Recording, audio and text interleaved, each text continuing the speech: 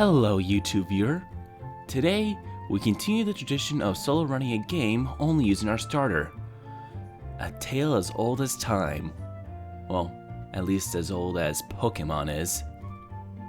At first, I was going to do this run with Mudkip, but I see that someone way more popular than me has already beaten me to it.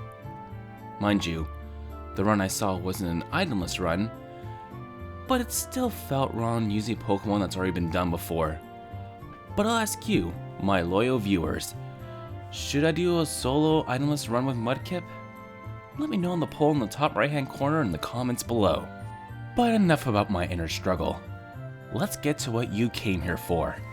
Can you beat Pokemon Emerald only using a Torchic? Here's a quick rundown of the rules. I figured this would be easier than wasting 30 seconds of my time repeating myself. Feel free to pause and read. But I am going to add a new rule for all future runs.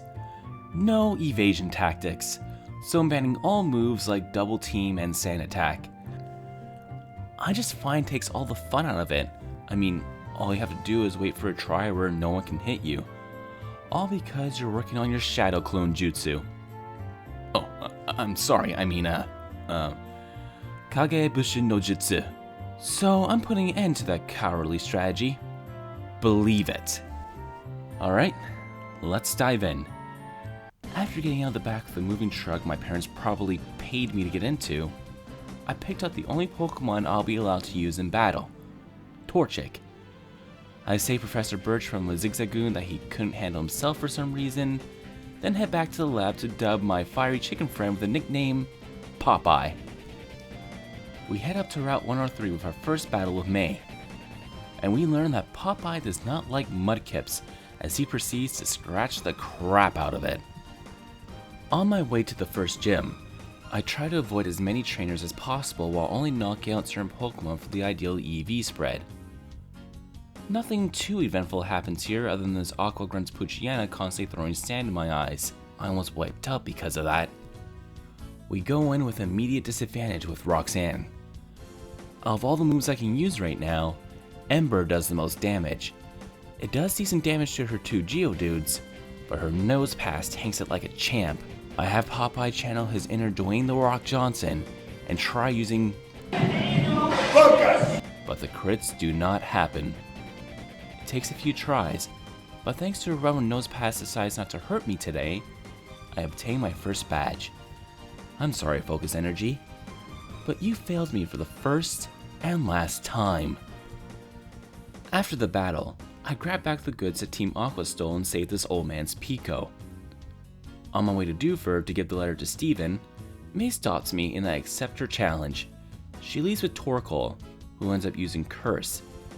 And me, being the Poke Genius that I am, keep using Strack as opposed to using a move that would hit Torkoal on the special side. Despite my clever strategy, I go down to her Mudkip. On my second try, I just spam Ember and get the win. After that, I arrive in Dewford. I give the letter of unnamed content to Steven and face Brawly for my second badge. As embarrassing as this is, I honestly forgot that my Torchic knew Peck, so for the first half of this battle, I just kept using Ember.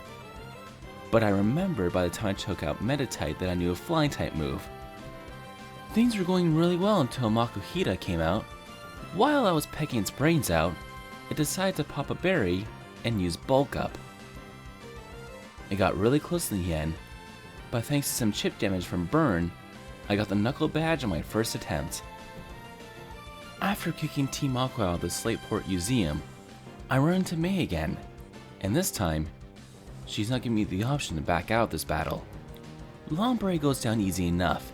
Slugma itself isn't an issue, but if it gets a yawn on me, I'll be in big trouble. Her final Pokemon, Marshtomp, can take me out after 2 mud shots. This one takes me a few tries, but after Popeye learns Slash, it becomes much easier.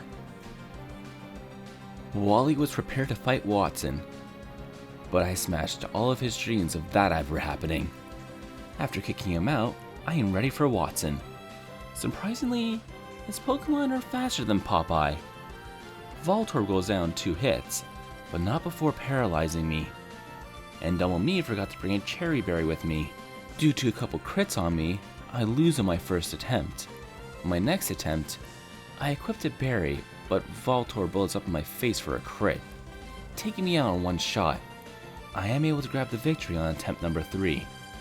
With our third badge in hand, we run to Team Magma, who wants to make a volcano explode because landmass. Thus, we have our first encounter with Maxi. There's no problem at this point. After taking the meteorite away from Team Magma, we'd run right into our 4th gym battle with Flannery. Popeye must be on some kind of pre-workout high because he slashes the crap out of her team. And with that, we quickly obtain our 4th gym badge. Now it's time for a little friendly competition between father and son. Not much to say here. Thanks to a pair of critical hits, I beat Norm on my first try. I feel like his team got nerfed in this version. After stopping by the Weather Institute, where Team Aqua was once again up to no good, May sneak attacks me from behind and demands I battle her, whether I'm ready or not. Despite not starting this battle at full health, my level is high enough where her long-brain Slugma aren't a problem. Marshtomp, on the other hand, still hits hard with Mudshot, and even worse, it lowers my speed, costing me the battle. Even though I was ready for May this time, it was still a struggle getting past her. The rain in this area doesn't help me, and Mudshot still does decent damage. Thankfully, she decided to use Takedown her second attack. With a bit of help with recoil damage, I was able to take it out with Slash with my HP dangerously in the red. Following that, we're up against Winona. Swablu isn't a problem. Pelipper is just one fat troll. It spans Protect and Supersonic. The bird was even lucky enough to get a double Protect at one point, while I just hurt myself in confusion. It finally decides to attack me with Water Gun. I just live it and take it out. And then she sends out Altaria, which is faster than me, and takes me out with Dragon Breath. On my next attempt, I was able to take out Pelipper before I could start trolling. But Altaria is still scary. It knows Dragon Dance, making Earthquake hit super hard. If it wasn't for the fact I got 2 crits in a row, I probably would have lost again. Her Skarmory and Tropius both go down with 1 flamethrower each. While I was at Lily Cove, I was hoping to stock up on supplies, but May won't let me get into the mall so easily. With the level gap between us being so huge now, she isn't really a challenge. After that, I head over to Team Magma's hideout, just in time to see Maxi wake up Groudon and completely screw it up. In his rage, he challenges me to a match. Mariana goes down one shot, but not before cutting my attack with Intimidate.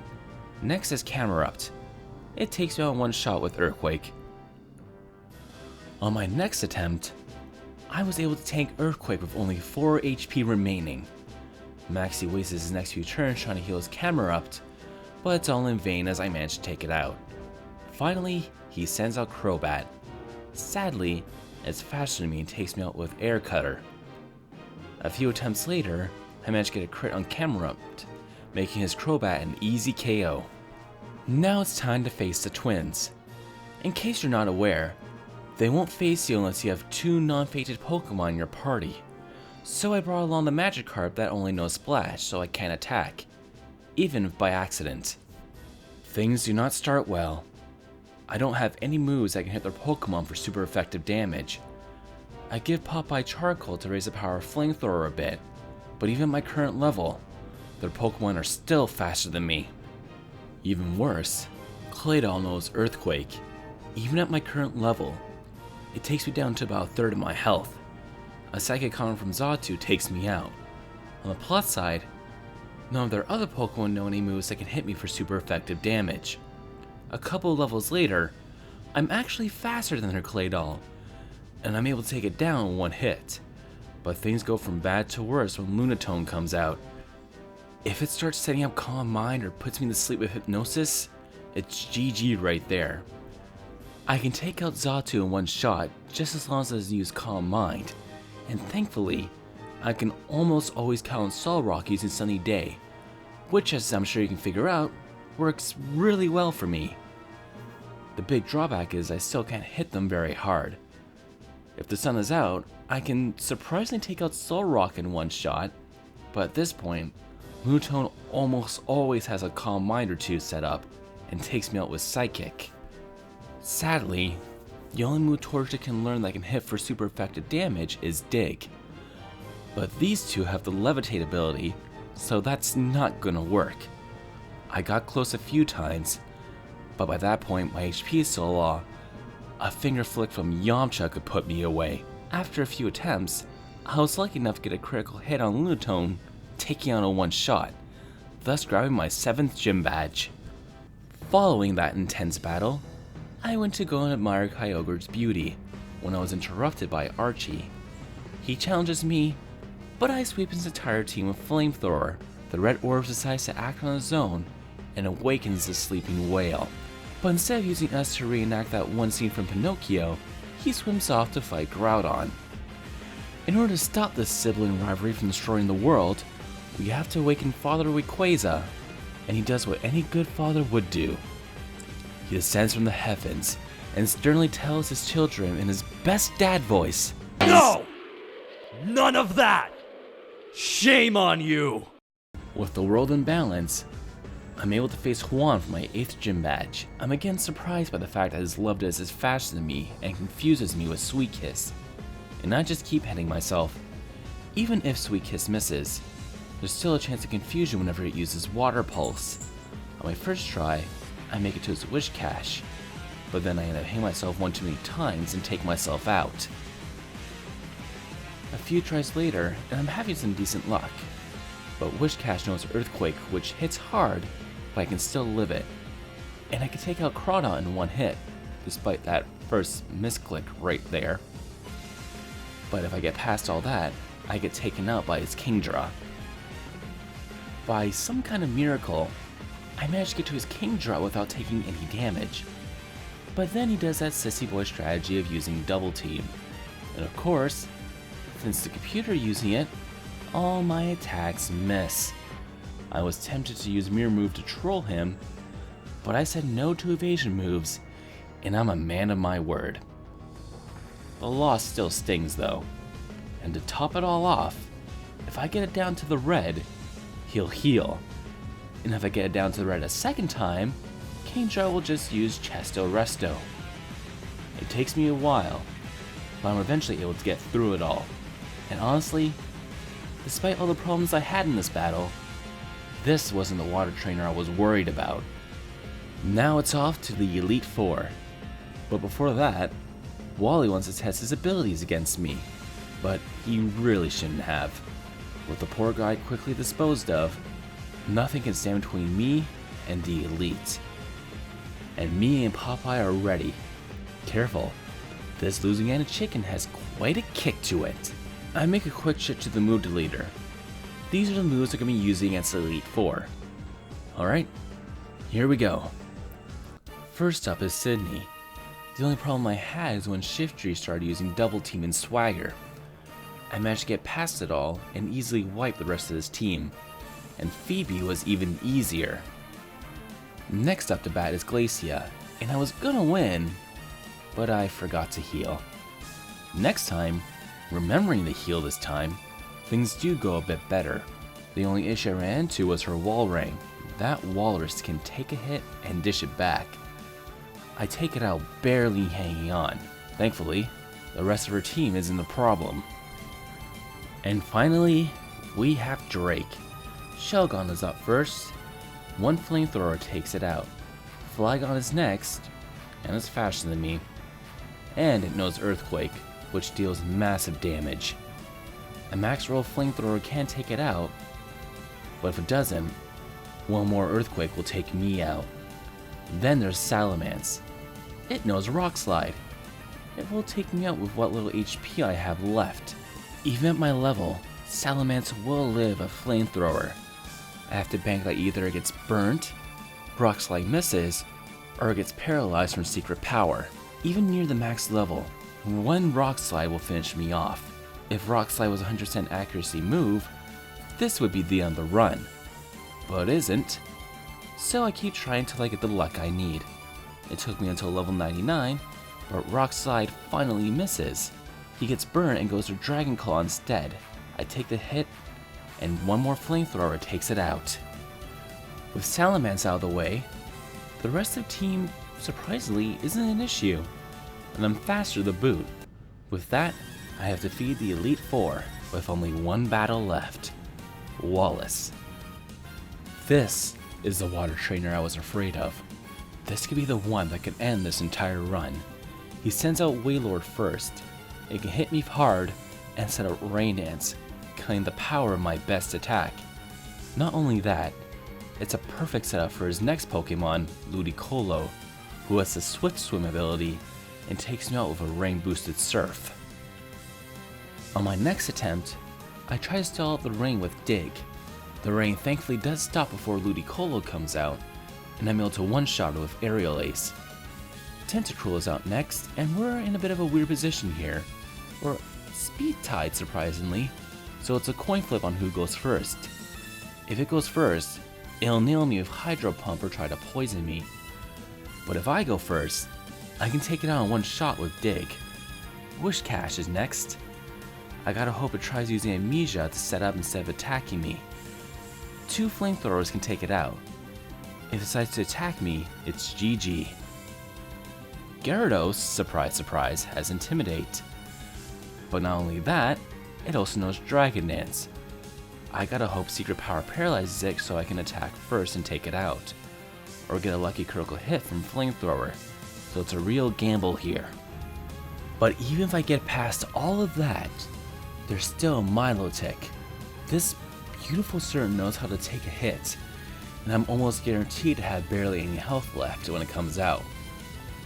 Thankfully, this causes my Blaze ability to kick in, but it doesn't really matter at this point because both its attack moves have 100% accuracy. Not only that, it can heal with Recover. Not that it really needs to at this point because one shot will usually take me out. I got close on one attempt thanks to a crit, but close doesn't cut it.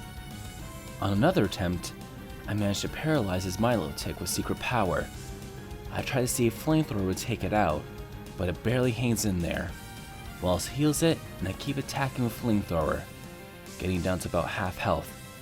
I go for one more Flamethrower, cross every single bone in my body, and that's it. It took me 2 afternoon sessions to defeat Wallace, but I've officially defeated Pokemon Emerald only using this Torchic in battle. Bonus challenge: can I beat Steven? While I have the type advantage, his Pokemon are much stronger than Wallace's. He sends out Skarmory first, and it's faster than me. It gets off an Aerial Ace, but I'm still able to one-shot it with Flamethrower. Next he sends out his strongest Pokemon, Metagross. It too is faster than me, and it one-shots me with Earthquake. So unless I'm somehow able to be faster than it, this battle won't be possible. I try using some berries to lower some of my other stats so I can raise my speed a bit. Skarmory is still faster than me, but I was hopeful that maybe I was faster than his Metagross. Spoilers, I wasn't. I'm gonna count this as a loss. A big reason for my loss is my speed. The nature I have actually lowers my speed stat.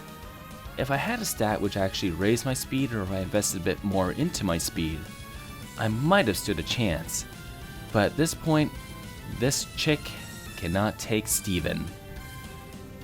But if I had invested in the nature that made me a little bit more bulkier, I probably wouldn't have lived the fight against Wallace, so it's kind of a lose-lose, I guess.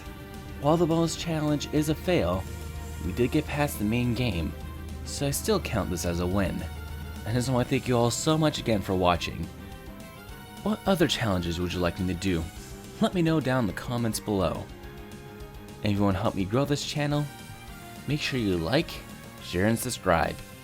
And with all that being said, I will see you all very soon. Goodbye.